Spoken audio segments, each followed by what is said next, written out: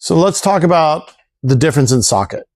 Right now, you're going to find some 64-core CPUs and a 7002. Maybe a good deal on an engineering sample. You're going to get it for $300. Right now, we're selling this one here with a B in the part number from an Amazon. We're selling that at $299 on eBay, $300. If you go into Milan's, you're probably going to be paying at that same 64-core in a good part number, $800. Turin. If you want to get into socket SP5, you're going to be paying more per CPU. You're talking here 64-core, 128s. You might get an engineering sample 128 for 1,000. You're going to be paying $1,500 for 128.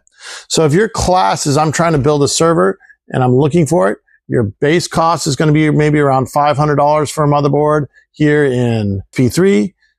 You'll be lucky to find a single core board here for $500 in SP5, a dual core motherboard. Good luck. You're going to be paying $3,000, $4,000 a system. So what class are you looking at? You need to understand where you're going to go. Typically, everybody here is pretty happy with Rome. They don't need the features. They need to do that. People that want to do compression or other stuff, I believe you get into AVX extensions here. This is some of the AVX extensions were put into Milan and Threadripper.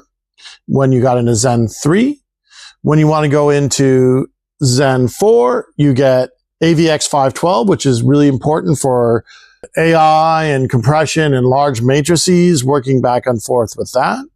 You also get other instructions for security and floating point.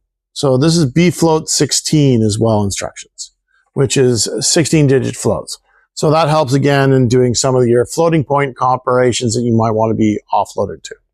So there's a little bit of content in if you want to talk about instruction sets, if you want to do some very particular application like video compression, ray tracing, some form of rendering, those things. That rendering needs a lot of bfloats. You need to get up in the latest CPU. We work a little bit with Lucasfilm and we see what they do. We see what they buy. We get their surplus stuff there. They're right now worked a deal where they got rid of all of their Rome 7002 in Milan's, and they worked an upgrade to get into DDR5 technology, Genoa CPUs, because they wanted to get the latest floating point so that their ray tracing on their workstations was much faster.